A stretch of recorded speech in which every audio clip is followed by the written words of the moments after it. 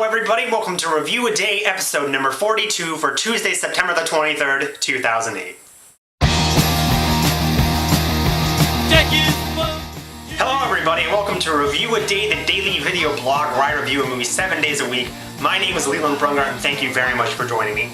The film I'm going to review today is the 1979 film Manhattan. This film is written by Marshall Brickman and Woody Allen, and it's also directed by Woody Allen. This movie stars Woody Allen, Diane Keaton, Michael Murphy, Mariel Hemingway, and a very young Meryl Streep.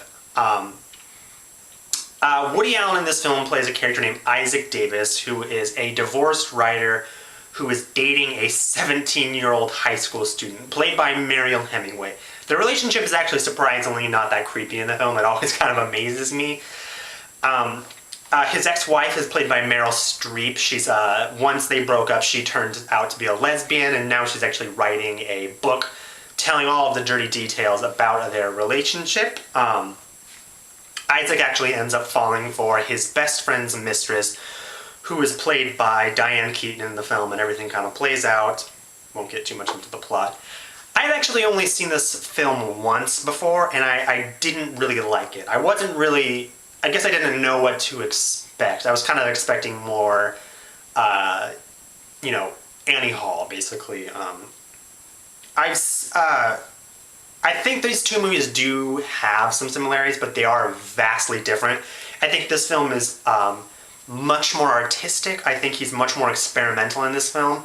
I think this movie has more in common with what we think of as kind of indie films about relationships than it does with the rest of Woody Allen's catalog. But it is a Woody Allen movie, but it's much different. I've watched this movie actually a number of times in the last couple weeks, and I think I've come to appreciate it more and more every single time I've watched it. First off, this movie is incredibly beautiful to look at. It's filmed in all black and white, and there is nobody who films New York better than Woody Allen. I've always said that if I could live in anyone's films, I would want to live in Woody Allen's New York, because it's absolutely beautiful. This is also, it's just added to the fact that the entire score is done by George Gershwin. It's all Gershwin tunes, which I'm a complete sucker for. Black and white, and it's New York. He shows these. The opening is just these shots of New York City, and Woody Allen kind of narrates over it, talking about it. He's writing his book, and it's very funny. And Rhapsody in Blue comes in. It's very bombastic, and it's these shots of skyscrapers, and it's absolutely beautiful. Woody Allen and Diane Keaton, I think, are in their prime in this film. I don't think this movie is as funny as Annie Hall, but I do think that Woody Allen does a fantastic job bringing a lot of humor into this film. He has a lot of great one-liners. There's these really great musical interludes where we don't hear any of the audio. You don't hear what anyone's saying.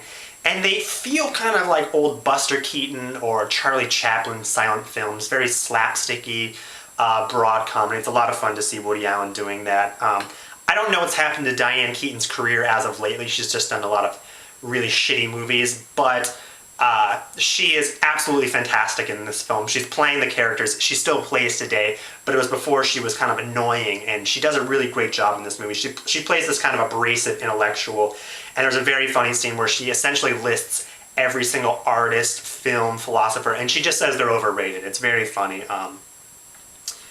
The first time I watched this film, I didn't really get that it was a joke, and I really hated the character, but it's very funny now. I really like it. This film has a very famous planetarium scene between Woody Allen's character Isaac and Diane Keaton's character. They run in to get out of the rain, and it is so beautiful the way he films it, because he's using a lot of lighting and silhouetting. You can just see their silhouettes in a lot of the shots, and it's gorgeous. It's probably one of my all-time favorite Woody Allen scenes. I absolutely love it. This is one of Woody Allen's best films. I think it's definitely in his top 3. I love the ending to this movie. It's incredibly bittersweet, and I think it leaves enough unsaid that it's not doesn't beat you over the head with the ending. It's just vague enough. There's so much going on in this film to appreciate that if you don't like this film, or if you've seen it before and you didn't like it, or you watch it and you don't like it, I really encourage you to watch it again, because I have come to love this movie. Woody Allen says that this is probably his least favorite film he's ever directed, and to me that is such a Woody Allen thing to say. I adore this film. I give it a 5 out of 5. It's black and white, plus Gershwin, plus Woody Allen, plus New York. It's gorgeous. I highly recommend it. If you guys are liking my reviews, make sure and subscribe. If you have any recommendations on any films you'd like to see me review, leave them in the comments below. Thank you very much, and I'll see you guys tomorrow.